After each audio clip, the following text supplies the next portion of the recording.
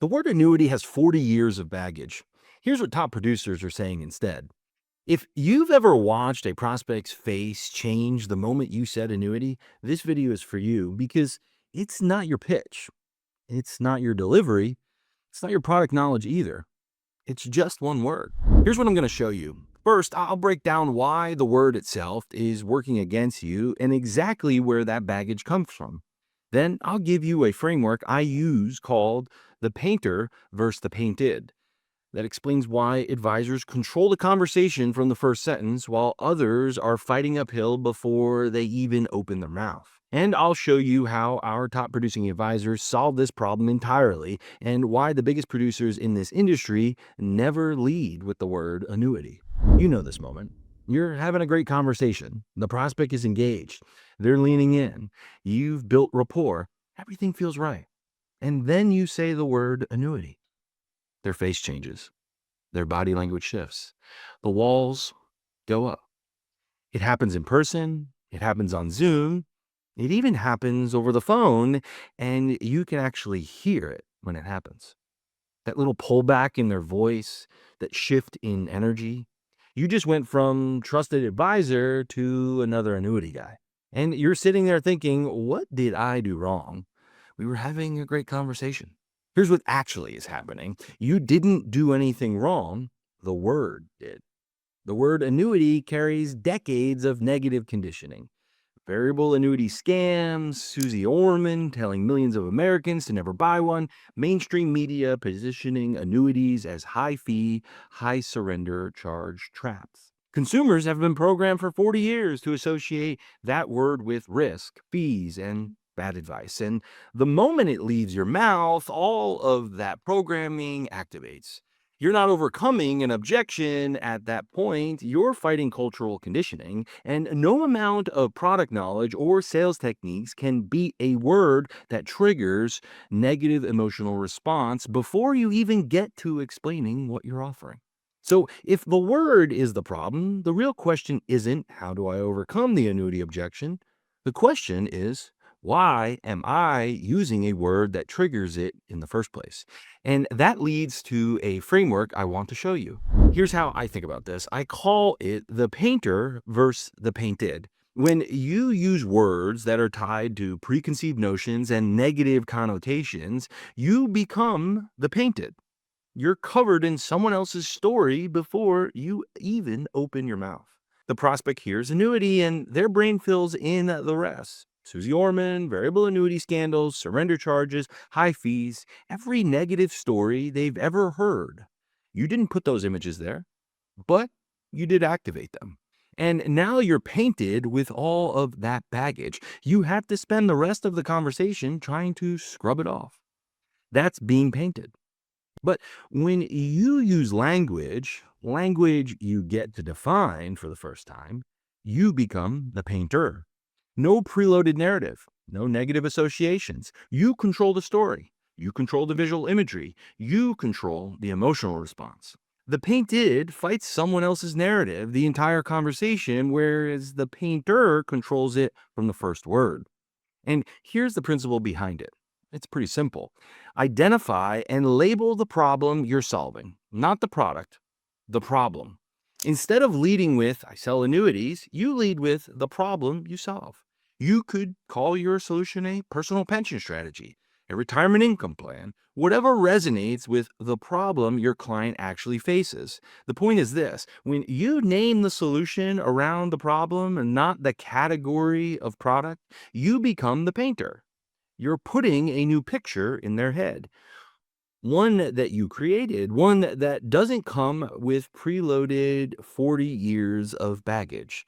Now, you might be thinking, okay, Jim, I lead with the problem, I use better language, but what happens when my prospect brings up the word themselves? Because it will happen. You're talking about a personal pension strategy, a retirement income plan, and the prospect says, so is this an annuity? And you can hear it, that edge in their voice, that tension. Most advisors panic in that moment. They get defensive. They start explaining. They start selling harder. And now they're the painted again. Here's what the best advisors do instead. There's actually a principle from Chris Voss, the former FBI hostage negotiator who wrote Never Split the Difference. He calls it labeling the negative. Most people are terrified to acknowledge a negative because they think it's going to make it worse. But what actually happens is it diffuses it. So when you hear that tension, you don't defend, you label it. You say something like, it sounds like you've maybe had a bad personal experience with annuities, or maybe someone you really trust has. That's it. You don't argue. You don't correct. You label what they're feeling. And then you do the hardest thing in sales. You be quiet. You sit in that silence for as long as it takes, because what's happening in that silence is everything. Your prospect is sitting with the emotion that was driving the tension in their voice. They're actually processing it. And when you give them that space, one of two things happen. Either they say some version of that's right or exactly, and then tell you why. They tell you the story, the bad experience, the advisor who burned them, the article they read, whatever it is, it comes out. And now you understand what you're actually dealing with. Or they calibrate, they correct your label. Well, it's not that I've had a bad experience, it's more that I just don't understand them. Either way, you win because they're telling you exactly what's underneath the resistance. This is what Chris Voss calls tactical empathy. You're not trying to make them understand you, you're demonstrating that you understand them. And the moment they feel understood, you've built trust based influence that no pitch or product presentation could ever create. So you label, you go quiet. Then they tell you what's really going on. And once they've gotten clear on their own emotion, now you can validate it. Most people who have a story like that, whether it's their own or from someone they trust, they're not wrong for feeling the way they feel. There are bad annuities out there, just like there are bad haircuts and even bad doctors. But the truth is, we don't stop going to either one just because of one bad experience. What most of our clients come to realize is that it's not about annuities being bad, it's about making sure that you have one that solves for your unique situation. That is the reframe. You didn't fight their belief, you heard it, you validated it, and then you expanded their perspective. You went from being the painted right back to being the painter. So that's the principle. And now you have the tool for when the word comes up anyway. You can start applying both of these today. But let me show you our advisors and how they've taken this to an entirely different level. We took the painter principle and built it into a complete system. We created what we call annuity attraction brands, which are branded solutions to clearly define problems that are solved for by a best in class fixed index annuity. Like a personal pension account, it brands a solution for retirees worried about running out of money. Or a tax free retirement account, it brands a solution for accumulators worried about future taxes. Or a high yield savings plan, it brands the solution for anyone frustrated with bank rates. You see, they're all same underlying products, three completely different pictures. But yeah, our licensed advisors get to represent these brands and leverage them not just in their sales conversations, but all throughout their marketing, in their territory, in their client relationships. They didn't have to build the brand from scratch. They represent it through an exclusive license. And here's what happens when advisors hear this for the first time. Lori, an advisor we're speaking with recently, said immediately, I like the personal pension accounts because you don't say the word annuity. That was her instant reaction. Not the rates, not the commissions, not the technology, the name, because it solved the exact problem she'd been feeling her entire career. Joe, another advisor, said, TFRA sounds so much better than IUL. We've seen this pattern across dozens of calls. The moment advisors hear that their campaign uses problem frame names instead of product names, their energy completely shifts. This isn't a minor detail in our system. For many of them, it's the single thing that makes them lean in. But don't take the advisor's word for it. Let me show you what this looks like at the highest level of production. I know a $158 million per year producer That's what he did last year. He's got 23 years of experience, and another one, 172 million in his best year, and he's only been doing this for 12 years. Both of them never led with the word annuity. At that level of production, this isn't a cute marketing trick. This isn't something they stumbled into. The language discipline is quite deliberate. It's been refined over years and even decades. They figured out that the word itself creates friction, and they've eliminated it from the front end of their process entirely. And then there's the $172 million producer I mentioned. He's not one of our advisors. He's someone in my network of relationships, and he taught me something that really drove this home. He spends so much time focusing on the problem he's solving and so little time on the product that by the end of the process, the client has signed the application. They've signed the illustration. They know it's an annuity, but they usually have completely forgotten what company it was or what the specific product was even called. Think about that for a second. The product is such a small component of why they implemented the solution that they don't even remember the product name. The problem and the solution consumed the entire conversation. That's what it looks like when a virtual retirement professional uses best in class fixed indexed annuities to solve retirement problems strategically. The product serves the solution, it doesn't lead it. Now, I know some of you are watching this and are thinking something, and I want to address it head on. Some of you heard don't say annuity, and you think, so you're saying hide the product? Don't disclose the surrender period? Skip the fees? Don't tell them about the trade offs? No, that's a completely broken mindset. Of course, the client knows it's an annuity by the end. Of course, you cover the mechanics, the trade offs, all of it. The top producers I'm describing have their clients sign the application and the illustration. They know exactly what they're buying. This isn't about concealment, it's about what you are focused on. How much of your conversation do you spend solving a particular problem, getting clear on the solution, explaining why it fits? Versus how much do you spend labeling the solution with an old, tired word that's painted with negative connotations and preconceived notions?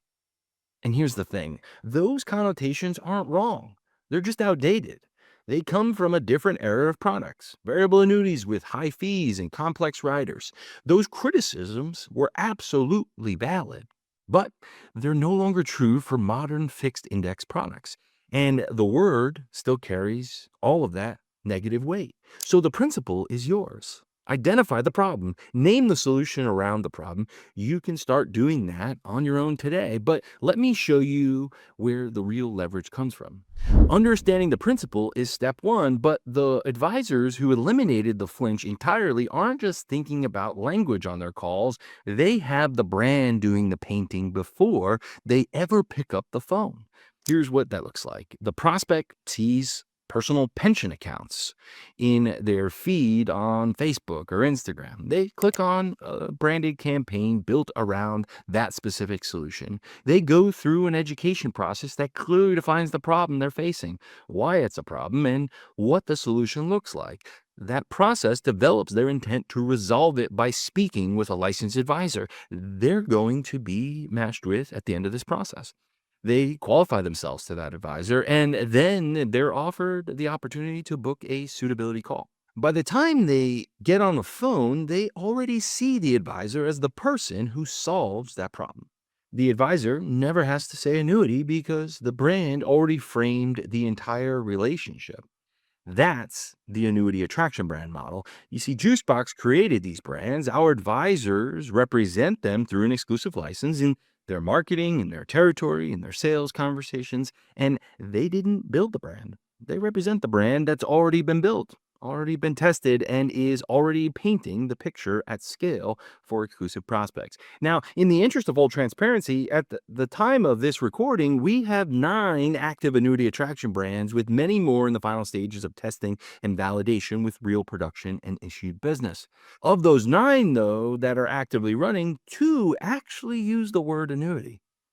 One of them is called My Best Annuities. It positions the advisor as the preeminent annuity expert. The campaign educates consumers on why most agents are under training, why most don't even last in the industry for more than 2 years, and why, if you're looking for an annuity, you should work with a real professional. People choose that advisor because they're the one who knows which annuities are actually the best. And that campaign works. It works well.